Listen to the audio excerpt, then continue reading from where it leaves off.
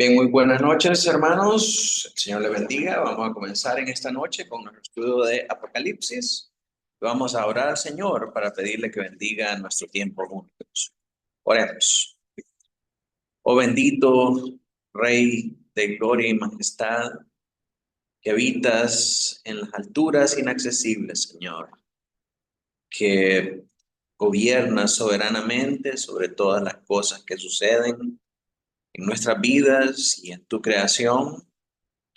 Nos acercamos humildemente como tus criaturas, Señor, conscientes de nuestra propia indignidad, conscientes, Señor, de nuestra necesidad de ti. Y te pedimos en esta noche que puedas traer un espíritu de sabiduría, de entendimiento, Señor, de discernimiento, para que podamos escudriñar tus verdades, Señor, que podamos transitar por la senda de la sabiduría de lo alto, Señor, que podamos entender lo que tú tienes para nosotros, Señor, y que al meditar en estas cosas, que te comprendamos cada vez más y que tu palabra y que tu presencia, Señor, sea glorificada en esta iglesia y en nuestras vidas, Señor, para que nos ayude a mortificar cada vez el pecado, a combatir, Señor, todas aquellas cosas que nos abaten, Señor, y que nos alejan de ti, y que tu presencia viviendo en nosotros, Señor, nos guíe hacia aquella roca que es más alta que nosotros, que nos dé descanso, que nos dé paz, que nos dé, Señor, eh, confianza al habitar en ti, al depender de ti, Señor, en todo lo que hacemos, y que tú seas glorificado en nuestra vida, en esta iglesia, Señor, y en todo lo que hacemos al margen de este estudio. En el nombre poderoso de Jesús oramos. Amén y amén. Muy bien, mis hermanos, en esta noche continuamos con la siguiente lección de nuestro estudio, que tiene que ver con la séptima trompeta. Vamos a desplegar aquí las diapositivas. Y muy bien. Me dicen ustedes si se mira, hermanos. Sí se ve, hermano. Muchas gracias, hermano. Bien, entonces estamos en la serie, el capítulo de las siete trompetas, que contiene los capítulos de Apocalipsis, desde el 8 hasta el 11. Realmente vimos el decreto de Dios que asegura su presencia con su pueblo, su testimonio efectivo que conduce a su aparente derrota y calumnia con el juicio de los opresores. Pero esto es parte de una pausa que se originó desde el capítulo 10, versículos del 1 al 11, y termina aquí en el capítulo 11, versículo 13, para luego retomar lo que es la séptima trompeta. Pero ahí esta séptima trompeta aparece descrita en los versículos del 14 al 19 de este capítulo 11. Miremos entonces qué es lo que dice esta sección. Si me ayuda ahí, Martita, a leer, por favor. Sí, dice Apocalipsis 11, 14 al 19. El segundo ay pasó. He aquí el tercer ay viene pronto. El séptimo ángel tocó la trompeta y hubo grandes voces en el cielo que decían, los reinos del mundo han venido a ser de nuestro Señor y de su Cristo, y él reinará por los siglos de los siglos. Y los 24 ancianos que estaban sentados delante de Dios en sus tronos se postraron sobre sus rostros y adoraron a Dios diciendo, te damos gracias, Señor Dios Todopoderoso, el que eres y que eras y que has de venir, porque has tomado tu gran poder y has reinado. Y se airaron las naciones y tu ira ha venido, y el tiempo de juzgar a los muertos y de dar el galardón a tus siervos los profetas, a los santos y a los que temen tu nombre, a los pequeños y a los grandes, y de destruir a los que destruyen la tierra y el templo de Dios fue abierto en el cielo, y el arca de su pacto se veía en el templo, y hubo relámpagos, voces, truenos, un terremoto y grande granizo. Amén. Entonces, vemos varias situaciones que suceden en este pasaje. Comenzamos con un versículo de transición, que es el verso 14, ¿verdad? Habla acerca de que el segundo ay ya pasó y comienza el tercer ay, y en este tercer ay vemos la descripción de la séptima trompeta, y en esta séptima trompeta vemos algo profundamente hermoso, y eso es la alabanza que dan los 24 ancianos, ¿verdad? Y en esas alabanzas nosotros podemos aprender varias cosas acerca de lo que está pasando. Podemos aprender eh, mucha teología con lo que ellos describen acerca de Dios, acerca de su poder, acerca de su victoria y acerca de sus planes para el mundo futuro. Y eso es lo que vamos a ver ahora. Entonces, comenzamos con ese versículo de transición. Si ustedes miran en sus Biblias, está separado, ¿verdad? Lo que es la séptima trompeta, los versículos del 15 al 19, del versículo 14, en las Biblias impresas, no en las Biblias digitales. Creo que en las Biblias impresas no aparece de esa manera en la aplicación. Pero comencemos con este versículo de transición, que es el 14, dice, el segundo ay pasó, y he aquí el tercer ay viene pronto. Como hemos visto todos estos miércoles y como hemos visto también en el libro, en la lectura del libro de Isaías, para los llamados de adoración, estos ay son una exclamación que aparece en la Biblia como preámbulo a un juicio de parte de Dios. Y entonces no es sorpresa para nosotros que cada ay determine lo que pasa con cada trompeta. Así que el primer ay lo encontramos, el segundo ay, perdón, lo encontramos en la sexta trompeta, y el primer ay está en la primera serie de trompetas. Y luego este versículo de transición anuncia el juicio que va a venir con la última trompeta al describirla como el tercer ay. Y nuevamente tenemos que entender que el lenguaje cronológico no se refiere a un orden en la historia representada en las tres visiones de los ayes, sino que se refiere únicamente al orden de las visiones.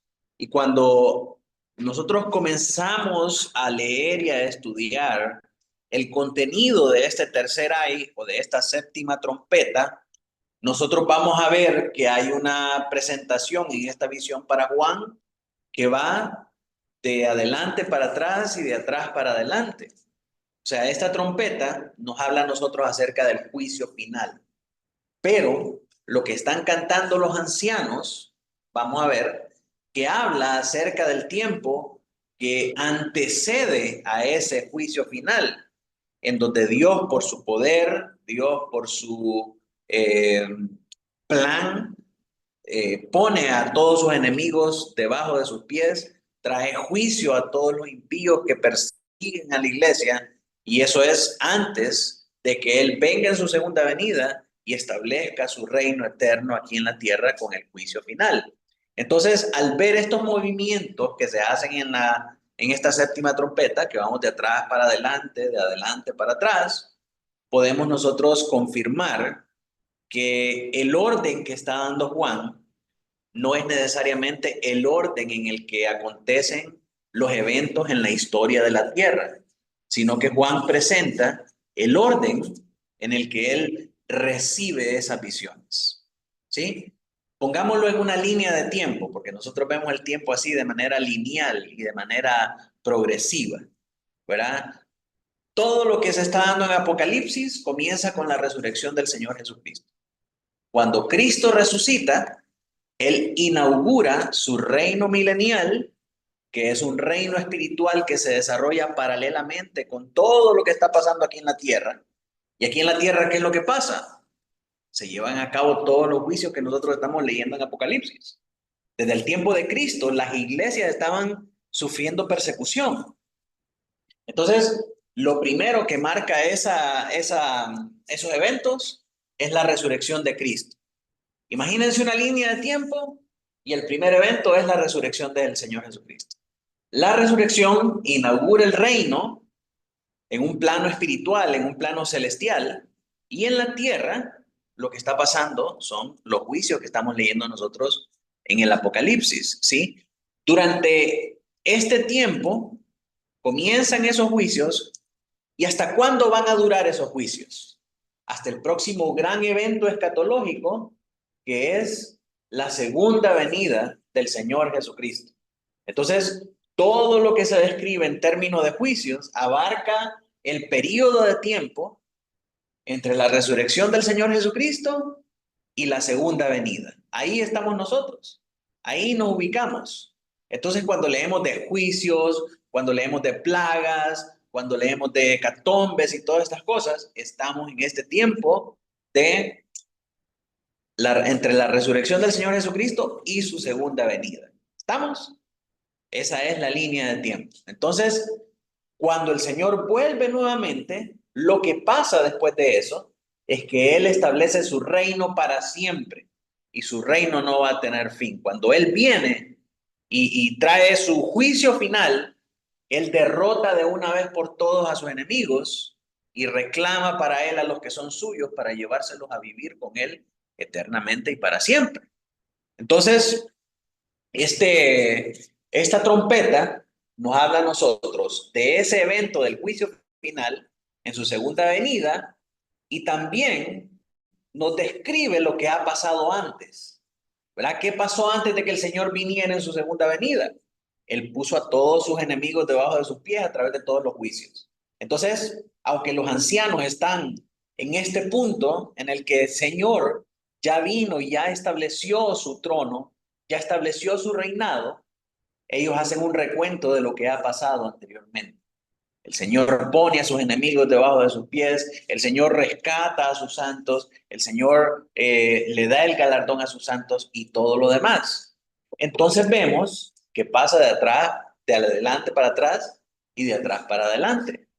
Ese juego nos confirma a nosotros que estos ayes no están dados en orden cronológico, ¿verdad? Y las cosas que describen no es lo que va a pasar primero, después, aquí y allá, sino que describen el orden en cómo la visión está siendo presentada a Juan. Entonces, esto significa que la segunda visión del ay ya pasó y ahora se acerca la tercera. La tercera es inminente. Y la naturaleza de esta cronología visionaria explica por qué no es incoherente una descripción del juicio final, tanto en la conclusión de la sección anterior como de nuevo en la conclusión de esta. O sea, la sección anterior terminó con el juicio final y ahora se presenta nuevamente.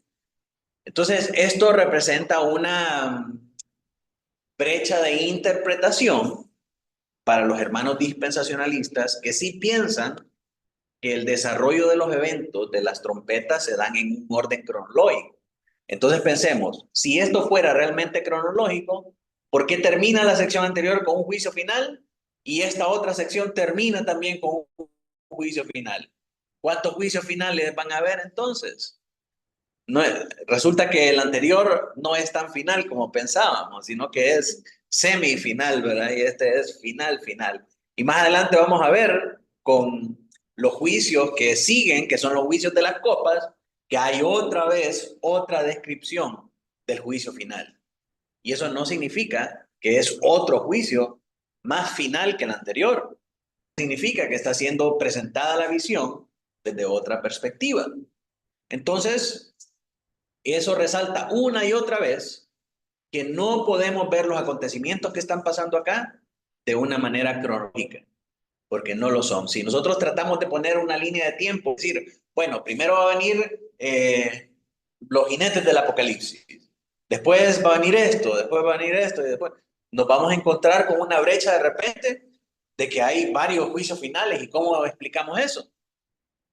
No es cronológico.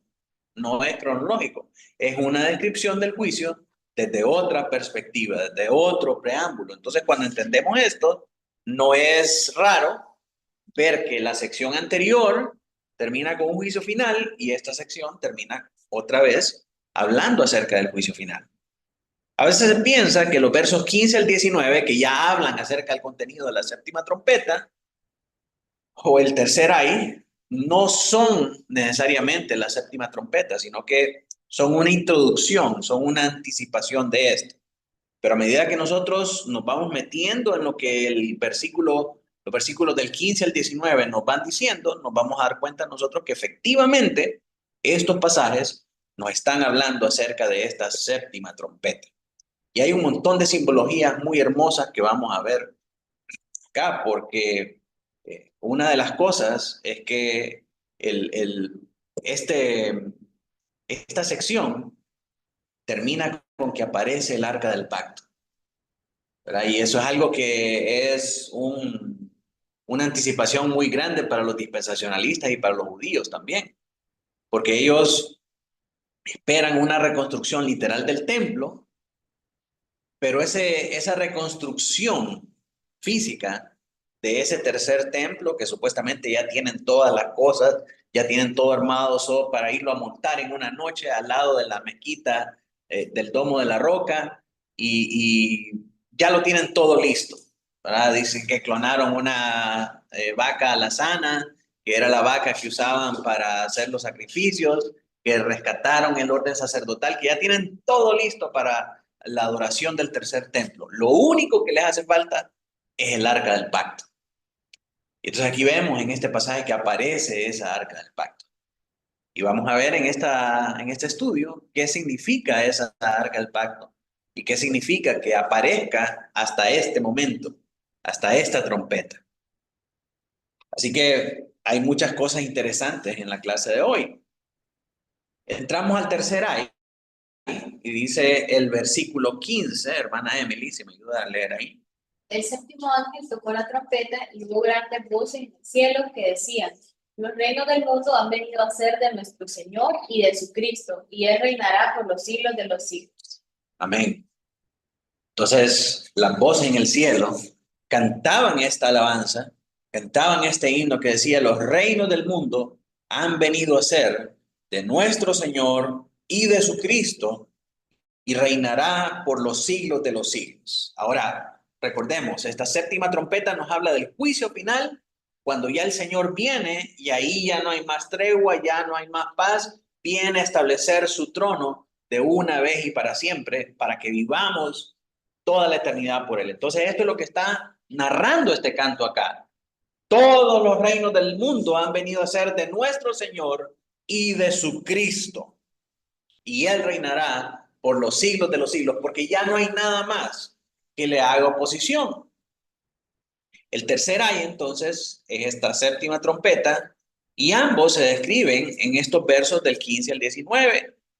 La proclamación aquí es que el reino del mundo ha venido a ser el reino de nuestro Señor y de Jesucristo. Y esto puede decirse porque todos los enemigos del reino de Dios han sido derrotados y han sido juzgados. Dios toma ahora para sí el dominio que antes le permitía a Satanás sobre el mundo.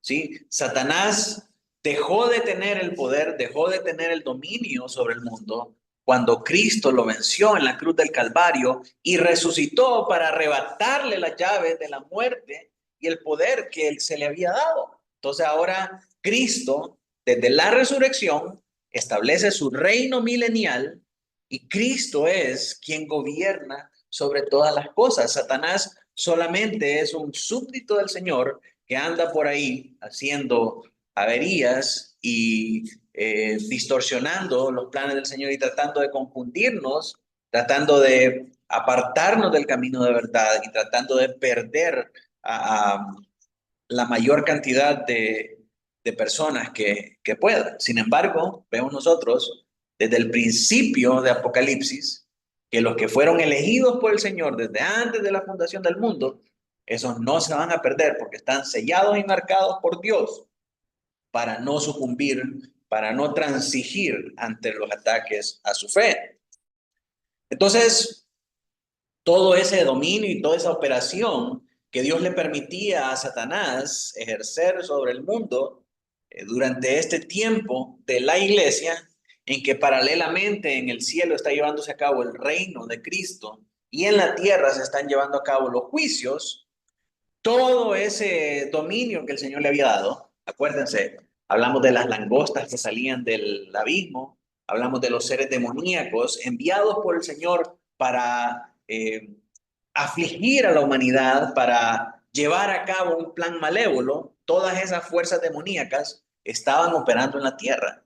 Pero ahora, con el regreso del Señor, el Señor le quita ese poder a estas fuerzas demoníacas y lo reclama para él únicamente y destruye de una vez para siempre a sus enemigos.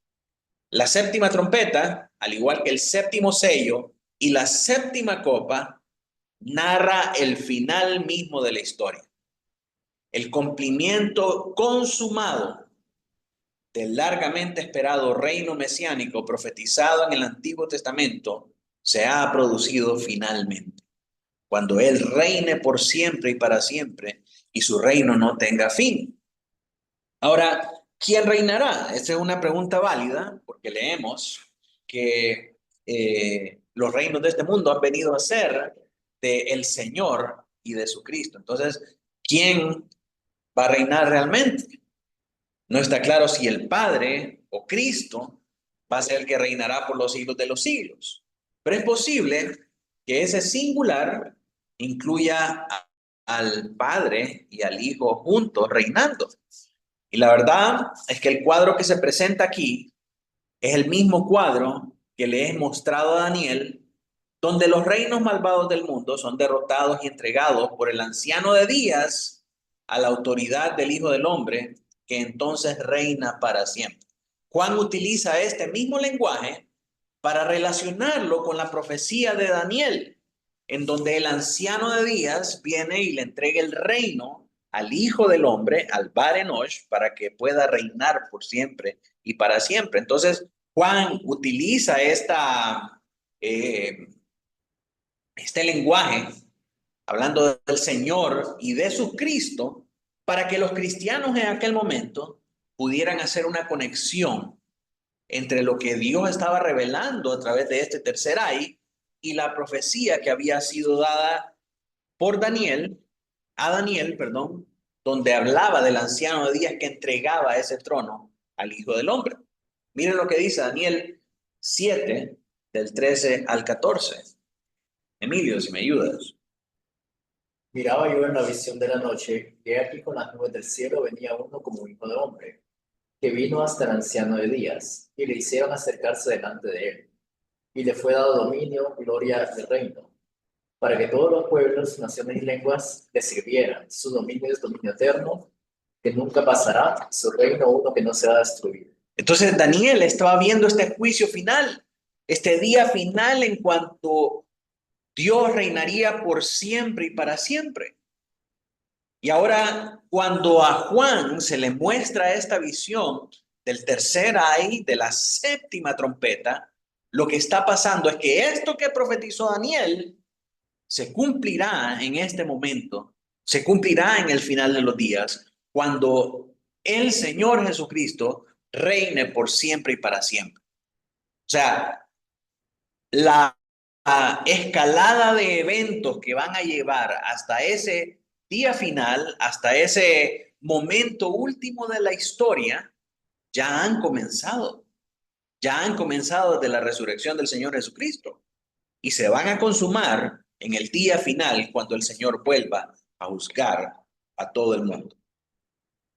Entonces encontramos los 24 ancianos en los versículos del 16 al 17. Alejandro, si me ayudas a leer. Los 24 ancianos que estaban sentados delante de Dios, todos, estaban sobre su cuerpo, y hablaban a Dios, diciendo: te damos gracias, Señor Dios Todopoderoso, el que eres y que eras y que has de venir, porque has tomado tu gran poder y has reinado. Entonces, Los 24 ancianos están ahí sentados delante del trono de Dios, se postran sus rostros, adoran a Dios y le dicen: te damos gracias, Señor Dios Todopoderoso, el que eres y que eras y que has de venir, porque has tomado tu gran poder y has reinado. Y nos damos cuenta que este pasaje procede de lo que el Señor hizo en el verso 18. Entonces, vemos nosotros que ellos están hablando ya en un tiempo presente, pero en el siguiente versículo vamos a ver que hablan acerca de hechos en tiempo pasado. Como les dije, es una respuesta a la proclamación celestial del verso 15, que los reinos del mundo han llegado a ser del Señor y de su Cristo, ¿verdad? Y ahora los 24 ancianos ratifican ese canto, hablando acerca del que era, el que es y el que ha de venir, y que ha tomado el gran poder y ha reinado.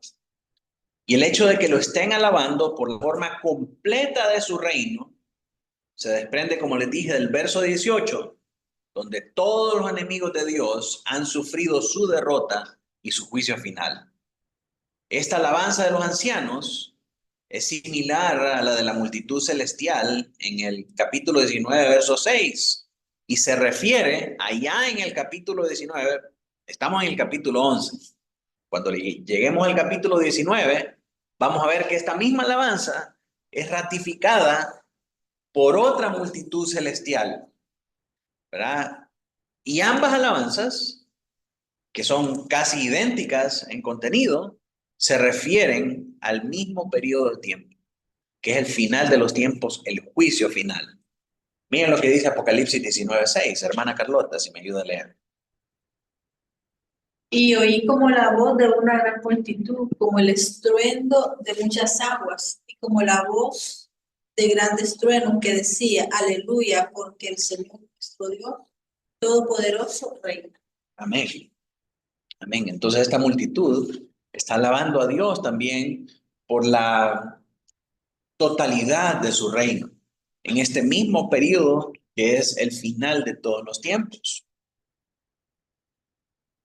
En Apocalipsis se habla 3 veces de esta manera de Dios, el que es, el que era y el que ha de venir. Lo vemos en el 1:4, en el 1:8 y en el 4:8. Y nuevamente acá se presenta también lo mismo, solo que con una variación significativa al final. Se sigue dirigiendo a Dios como el que es y como el que era, pero en lugar de referirse a Él como el que ha de venir, se dirige ahora a Él como el que ha tomado su gran poder y ha comenzado a reinar. Y aunque esta consumación final del reino aún no había ocurrido cuando Juan recibe esta visión, sí había ocurrido desde la perspectiva de los que ofrecen la alabanza celestial. Los que están cantando esto están hablando acerca de ese momento donde Él tome ese gran poder y comience a reinar, aunque eso no es una realidad física en ese momento. Este cambio en la perspectiva temporal refuerza ese pensamiento de que esta sección está narrando el establecimiento real del reino futuro y del juicio final como el contenido de esta séptima trompeta. Esta séptima trompeta habla acerca del juicio final, así como el séptimo sello y así como vamos a ver la séptima copa, todas hablan acerca de este día como el juicio final. Apocalipsis, verso 18. Nicolás. Y se airaron las naciones, y tu ira ha venido, y el tiempo de juzgar a los muertos, y de dar el galardón a tus siervos, los profetas, a los santos y a los que temen tu nombre, a los pequeños y a los grandes, y de destruir a los que destruyen la tierra. Muy bien. Entonces aquí en el verso 18 vemos cómo nos lleva un paso atrás en el panorama escatológico hasta el tiempo inmediatamente anterior al establecimiento del reino eterno que se mencionan en los versos que leímos anteriormente. Así que aquí da un paso atrás y nos dice qué pasó antes de ese momento en el que el Señor tomó los reinos para sí y ha venido a dominar. ¿Qué pasó antes de eso? Las naciones se airaron porque su ira había venido y el tiempo de juzgar a los muertos también y de dar el galardón a sus siervos los profetas, a los santos y a los que temen su nombre, a los pequeños y a los grandes, y de destruir a los que destruyen la tierra. Sí, esto pasó antes de que el Señor viniera y estableciera su juicio final. Las naciones se indignaron y se airaron contra Dios, ratificaron su enemistad contra Él, y por eso el Señor trajo su ira. Por eso desencadenó su ira contra ellos, porque aún viendo su juicio, aún viendo su poder, reconociendo su majestad, no quisieron arrepentirse, sino más bien que su reacción fue airarse contra Dios. Imagínense eso. Sin embargo, describe la primera expresión del comienzo del reino de Dios en el tiempo del fin. Las naciones malvadas son representadas como enfurecidas contra Dios y contra su pueblo. Y Dios las juzga con ira en respuesta a su indignación pecaminosa. El juicio final se expresa con la cláusula: tu ira ha venido. El momento de desencadenar la ira del Señor para el juicio de los malvados se da en ese juicio final, en ese último día. También nos habla acerca del tiempo de juzgar a los muertos. La frase siguiente, y el tiempo de juzgar a los muertos, confirma sin duda que este pasaje es una descripción del juicio final. Final del verso 18 amplía aún más la naturaleza del juicio, porque nos dice dos cosas importantes. La primera es a quiénes el Señor va a dar recompensa. ¿Quiénes son los merecedores de su recompensa? Y nos dice también cuál es esa recompensa. Se trata del mismo juicio de los muertos al que se hace referencia más adelante en el capítulo 20 del 12 al 13. Solo que aquí se da la razón por la que los incrédulos muertos han de ser juzgados. Dios va a destruir a los opresores porque son los que destruyen la tierra.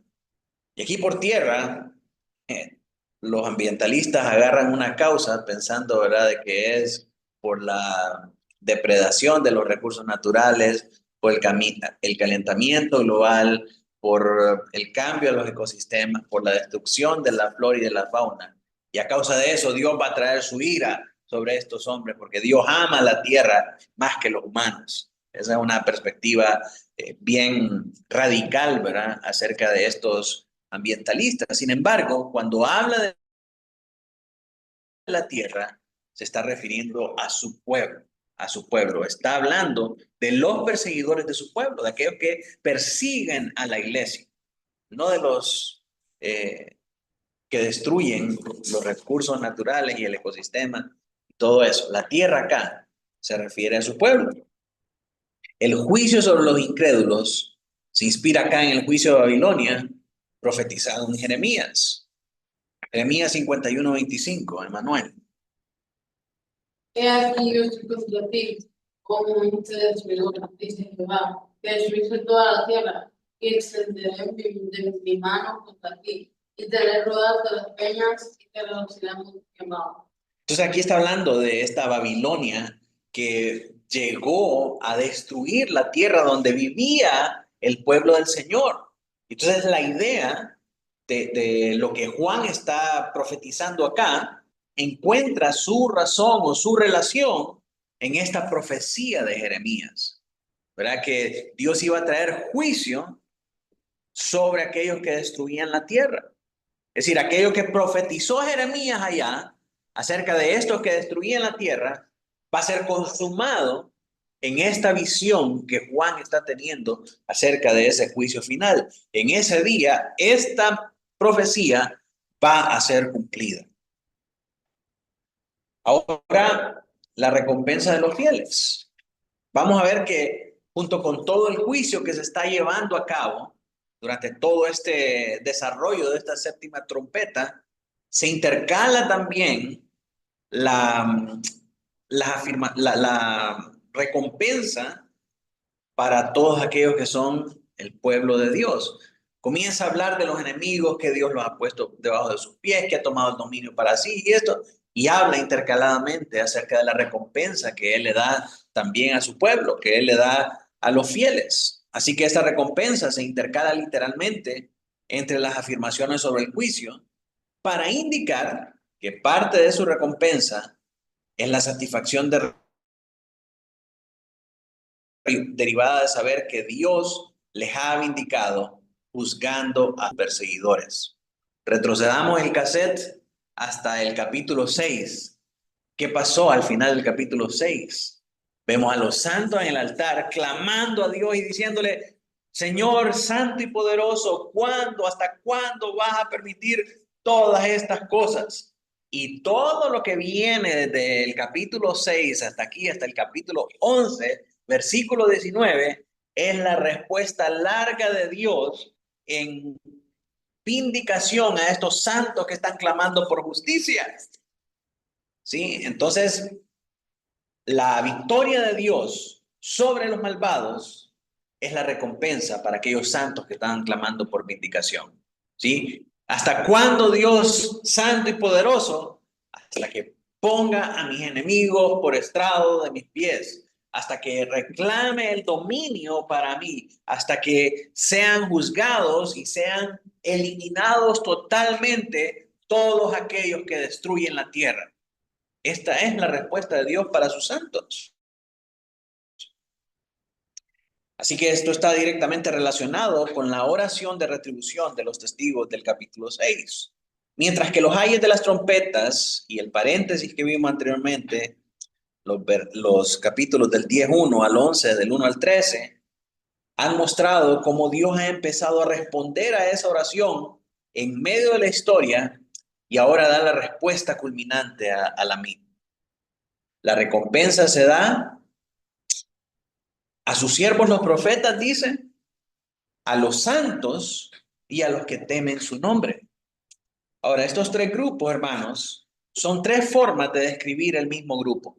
Está hablando de su pueblo, está hablando de los que son suyos, está hablando de los que él eligió, porque toda la iglesia se identifica en el 11:3 con los dos testigos proféticos.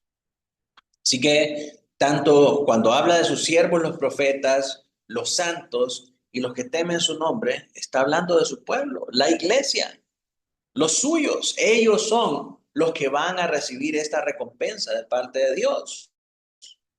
Y la recompensa es, en primer lugar, la liberación de los santos del pecado, de la maldad y de sus perseguidores, su recepción a una posición de reinado en Cristo y las bendiciones que le acompañan. Vamos a meditar acerca de eso al final, pero esta es la recompensa que reciben los santos. La liberación de este mundo pecaminoso, de ese pecado remanente que todavía nos mantiene cautivos, el poder reinar juntamente con Cristo y todas las bendiciones que derivan de estar en la presencia del Señor. Ahora, llegamos al versículo 19, donde habla acerca de ese templo celestial. Adrián. Apocalipsis 11:19, y el templo de Dios fue abierto en el cielo, y el arca de su pacto se veía en el templo. Y hubo relámpagos, y truenos, y un terremoto, y grande. Entonces el arca del pacto, que permanece perdida hasta el día de hoy, aparece aquí en este momento, en el juicio final, en esta visión que tiene Juan acerca de esta séptima trompeta, acerca de este tercer ay, y mira ese templo de Dios abierto en el cielo, y ahí aparece el arca del pacto. El arca del pacto se veía en el templo, en ese templo celestial, y hubo relámpagos, voces, truenos, y un terremoto y grande granizo. De nuevo, cada vez que se describen estas cosas en Apocalipsis, nosotros tenemos que pensar o tenemos que ver estas profecías como la miró el pueblo de Dios en aquel entonces, ¿sí? El pueblo de Dios no tenía la misma idea o la misma percepción que nosotros tenemos. Si nosotros miramos esto ahora, nosotros podemos pensar en que va a venir un tiempo en el futuro donde los judíos van a hacer ese templo y va a aparecer de alguna manera el arca del pacto. Entonces el arca del pacto va a hacer que hayan todas estas cosas sobrenaturales, porque va a ser como cuando el pueblo de Dios se reunió en el Sinaí para escuchar la voz del Señor. Sí, esa es nuestra perspectiva. Pero cuando el pueblo de Dios recibió esta profecía en los tiempos de la iglesia primitiva, ellos inmediatamente en su imaginario social conectaban todas estas palabras y relacionaban estas palabras con eventos del Antiguo Testamento. Y ya van a ver ustedes lo hermoso que es ver con qué conectan estos símbolos y estas palabras. Así que otra nota del juicio final es tocada, comenzando con la frase, y el templo de Dios fue abierto en el cielo. La representación de la séptima trompeta se cierra en el verso 19 con la mención de relámpagos, voces, truenos y terremoto. Cuando en Apocalipsis se presentan esos elementos y pensemos en los sellos, pensemos en todas las cosas que hemos visto hasta ahora, todas ellas son indicadores siempre del juicio final. Cuando leemos en el 4.5, en el 8.5, en el 16.8, cada vez que hay relámpagos, voces, truenos y terremotos, se está refiriendo al día final, al juicio final. Y recordemos que las plagas de las trompetas siguen el modelo de las plagas del Éxodo. Esto lo vimos al principio de esta serie. La manera en cómo son presentadas las trompetas obedecen al mismo patrón de las plagas de Egipto. La séptima trompeta puede construirse en torno a un segmento del canto de Moisés. Sí, recuerden cuál es el propósito de las plagas. ¿Cuál es el propósito de las plagas? Liberar al pueblo. Entonces, después de que pasaron las 10 plagas, ¿qué pasó? Faraón dejó ir al pueblo. Entonces el pueblo salió de Egipto, saquearon las casas de los egipcios, pasaron el Mar Rojo, llegaron al otro lado para reunirse con Dios, que les salió al encuentro en el monte de Sinaí y les dio, se presentó Dios mismo como el Dios del pacto. Qué hermoso. Venían de casa de esclavitud, son sacados con milagros y proezas, con brazo poderoso, y el Señor los lleva a reunirse en el lugar de su presencia, donde Él había prometido que se iba a encontrar con ellos. Y se presenta a ellos con el nombre de su pacto, como Jehová. No es un Dios ajeno, no es un Dios impersonal, es Jehová, el Dios del pacto. Entonces Dios nos saca de Egipto, nos saca del mundo. Egipto es una representación del mundo, y la manera en cómo libera a su pueblo es a través de estos juicios. Las plagas son juicios que vienen sobre Egipto. Las moscas, las ranas, la oscuridad, la muerte de los primogénitos, todos son juicios de Dios sobre los egipcios por esclavizar al pueblo. Y entonces Dios manda estas señales y estos juicios para que dejen ir al pueblo. Cuando el pueblo es liberado, llegan al lugar de la presencia de Dios. Y esto es lo mismo que está pasando acá. Con las 7 trompetas que emulan las plagas de Egipto, tienen como propósito traer juicio sobre los perseguidores del pueblo de Dios y liberar al pueblo de Dios para llevarlo ¿a dónde? A la presencia de Dios. Al lugar donde Dios había prometido reunirse con su pueblo. Al Sinaí, a este templo celestial. ¿Se dan cuenta? Y entonces el canto que hace Moisés en Éxodo 15, dándole gracias a Dios por su magnífica providencia al sacarlos con brazo fuerte de Egipto, Moisés dice,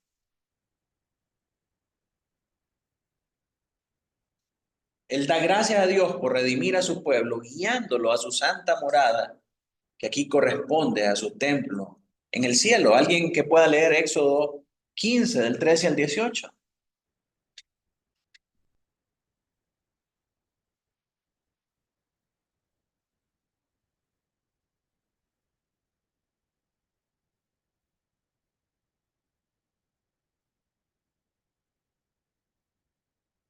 ¿Alguien en casa? Éxodo 15. Del 13 al 18.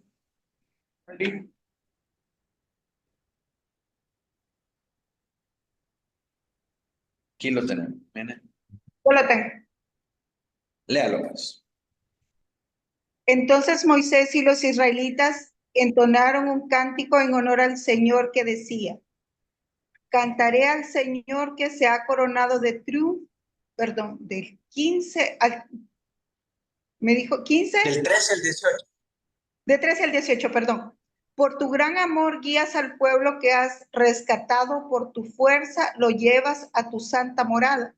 Las naciones temblarán al escucharlo, la angustia dominará a los filisteos, los jefes edomitas se llenarán de terror, temblarán de miedo los jefes de Moab, los cananeos perderán el ánimo. 13 al 15. Entonces está hablando al 18. Al 18. Pues caerá sobre ellos pavor y espanto. Por tu gran poder, Señor, quedarán mudos como piedras hasta que haya pasado tu pueblo, el pueblo que adquiriste para ti. Tú los harás entrar y los plantarás en el monte que te pertenece, en el lugar donde tú, Señor, habitas, en el santuario que tú, Señor, te hiciste. El Señor reina por siempre y para siempre. Entonces parece que el canto que estaba diciendo Moisés ahí, aunque evoca las maravillas de Dios al sacarlo de Egipto, es un juicio para todo el mundo. Es un juicio para las naciones. Y está hablando cómo el pueblo sale de mano de estos impíos y perseguidores para estar en la presencia y en la morada del Señor. Entonces es lo mismo que nosotros vemos acá. La presencia del Señor, el templo celestial como esa presencia del Señor, donde nosotros como su pueblo nos encontraremos con Él. Ahora miren esta conexión con las trompetas y los terremotos. Es apropiado que las trompetas concluyan con un recordatorio a nosotros del patrón mostrado tanto en la entrada de los israelitas a la tierra prometida en Jericó, como en la entrada de los santos al reino eterno. Sí, el primer pueblo que Israel tuvo que derrotar para poder entrar a la tierra prometida fue Jericó. Y si ustedes recuerdan la historia de Jericó, ustedes se van a dar cuenta de que es una historia que tiene mucha conexión con lo que Juan está narrando acá. Porque también hay trompetas, hay terremotos y está el arca del pacto también. Entonces, mientras que ese evento que tumbó las murallas de Jericó fue un juicio para Jericó, fue una liberación para su pueblo. ¿Pueden ver el paralelo en estas cosas? Las 7 plagas de las trompetas le siguió un terremoto con la victoria del pueblo de Dios. Igualmente en Jericó, las trompetas fueron tocadas en 6 días sucesivos. Recuérdense que ya vimos 6 trompetas. Y luego en el 7º y último día, los toques de trompeta derribaron el muro. Sí, en la 7ª trompeta hubo voces, hubo truenos, hubo relámpagos, y Dios reinó y su pueblo reinó juntamente con él. La aparición del arca de su pacto, junto con las trompetas, también apunta a Jericó, donde el arca siguió las trompetas, declarando tanto el juicio de Dios como su victoria también para su pueblo. El arca no solo representa el juicio de Dios, sino que también es el lugar del perdón y de la presencia misma de Dios con su pueblo. ¿Por qué tenía miedo de entrar el sumo sacerdote al lugar santísimo? Porque ahí estaba el arca del pacto. ¿Y qué significaba el arca del pacto? Que ahí moraba la presencia misma de Dios. La santidad era tan grande que cualquiera que entrara con pecado se moría instantáneamente a causa de la santidad de Dios. Pero en el Antiguo Testamento no esperaban que el arca reapareciera literalmente, sino que esperaban una reaparición de la presencia de Dios en medio de Israel. Porque al final, hermanos, eso es lo que representaba el arca, la presencia misma de Dios. Y era un símbolo que Dios le había dado a los judíos para recordarse de su presencia. Pero el arca sin la presencia de Dios no es más que un cofre de madera revestido de oro con 3 artefactos históricos dentro. El arca sin la presencia de Dios no es nada. No es nada. Entonces era más valioso para los israelitas la presencia misma de Dios que el arca. Porque un arca la puede ser cualquiera. Y prueba de ello es que han fabricado cualquier cantidad de arcas siguiendo, ¿verdad?, los patrones, siguiendo las dimensiones y todas las instrucciones que Dios le da a Moisés. Y esta es la idea de Apocalipsis 11:19, que más adelante se va a ampliar en el 21, 3 y 22, donde el establecimiento del templo de los últimos tiempos se interpreta como la presencia reveladora especial de Dios en medio de su pueblo. Volviendo a la figura del Sinaí, el Sinaí no era el Sinaí solo por ser Sinaí. El Sinaí era el Sinaí porque ahí estaba Dios, ahí hablaba Dios, ahí citó a su pueblo para darle su ley. Eso era lo que hacía tan grande y tan hermoso y tan poderoso el monte Sinaí, que la presencia de Dios estaba posando sobre ese monte para hablar a su pueblo. Ahora cualquiera de nosotros puede ir al monte Sinaí, no como que si fuera el merendón, o si subiera la Coca-Cola. No hay nada trascendente en ello. Pero cuando recordamos que la presencia de Dios estaba ahí, eso es lo que hace especial ese monte. De la misma manera, hermanos, eso es como una aplicación. Eso es lo que hace tan especial venir a la iglesia. Estar congregados con los santos del Señor. Porque ahí es donde el Señor ha dicho que Él habita. Ahí es donde lo vemos a nosotros recorrer los candelabros en Apocalipsis 2. El Señor está ahí. Por eso es que es tan especial venir a la iglesia. Es el lugar donde Dios ha prometido encontrarnos, donde nosotros tenemos que estar. Entonces los judíos o el pueblo de Dios en el Antiguo Testamento no esperaban que el arca apareciera literalmente. Ellos anhelaban la presencia de Dios más que el arca, más que cualquier otro artefacto y más que cualquier otro lugar geográfico donde Dios hubiera decidido manifestarse. Ahora en la consumación, en este juicio final, Dios mora con su pueblo de una manera más completa y más intensa que antes. Como indica la observación de que la cortina que separaba el lugar santísimo del resto del templo y del pueblo en el Antiguo Testamento ya no aparece en el 11:19, quedando el arca celestial completamente desnuda y a la vista de todo su pueblo. Ya no vamos a ser consumidos al entrar en ese lugar de la presencia, porque vamos a ser transformados, porque vamos a resucitar con cuerpos glorificados. Y así se completa la respuesta a la petición de vindicación de los santos en el capítulo 6 y que es revelada plenamente aquí en este pasaje de Apocalipsis 11, del 15 al 19. Miren este texto de prueba. Jeremías 3, del 14 al 18. Pablo. Convertíos, hijos rebeldes, dice Jehová, porque yo soy vuestro esposo.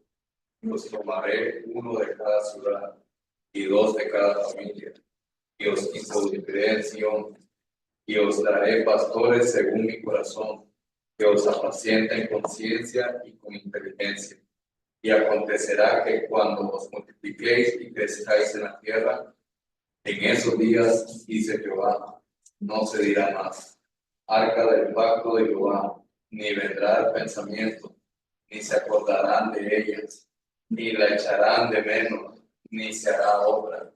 En aquel tiempo llamarán a Jerusalén trono de Jehová, y todas las naciones vendrán a ella en el nombre de Jehová en Jerusalén. Ni andarán más tras la dureza de su malvado corazón. En aquellos tiempos irán de la casa de Judá a la casa de Israel, y vendrán juntamente de la tierra del norte a la tierra que hice heredar a los padres. Se dan cuenta qué tremendo, ¿verdad? Mientras que hay unos idólatras de los símbolos sagrados judíos que están añorando el arca del pacto, que aparezca el arca del pacto, que idolatran el arca del pacto y que tienen el arca del pacto en sus altares, en sus iglesias, en sus logotipos, en todos lados. El Señor dice, el arca del pacto sale sobrando. Dice, en aquellos días, dice Jehová, no se dirá más arca del pacto de Jehová, ni vendrá el pensamiento, ni se acordarán de ella, ni le echarán de menos, ni se hará otra. Va a ser irrelevante, va a ser irrelevante. En aquel tiempo llamarán a Jerusalén trono de Jehová, y todas las naciones vendrán a ella en el nombre de Jehová en Jerusalén, y andarán más tras la dureza de su malvado corazón. En aquellos tiempos irán a la casa de Judá, a la casa de Israel, y vendrán juntamente de la tierra del norte a la tierra que hice heredar a vuestros padres.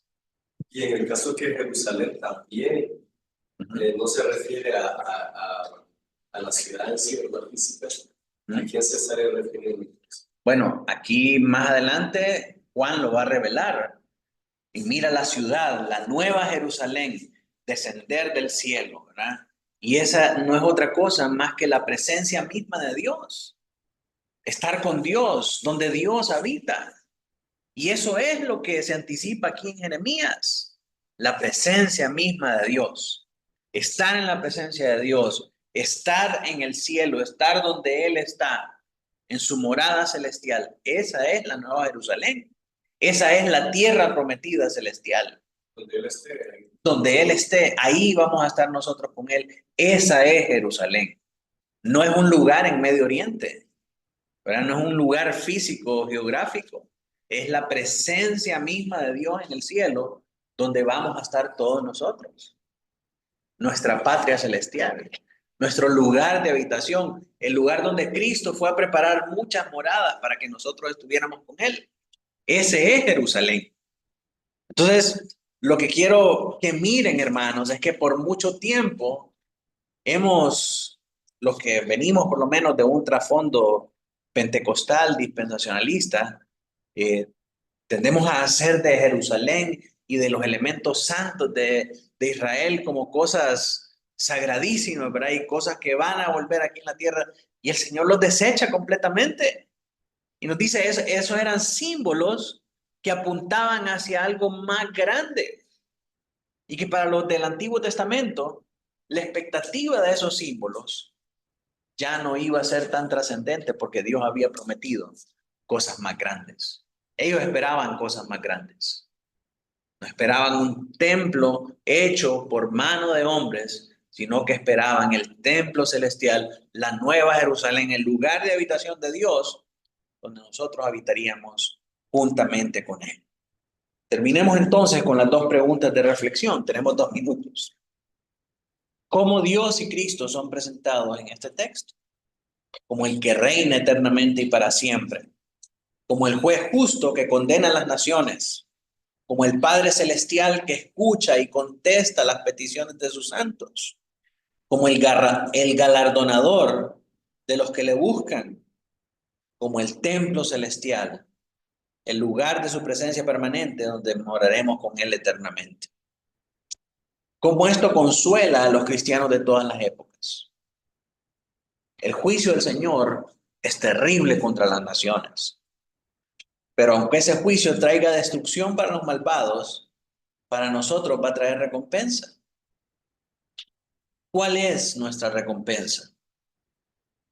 ¿Nuestra liberación del pecado y de nuestros perseguidores? ¿Nuestra recepción a una posición de reinado con Cristo y recibir las bendiciones que le acompañan?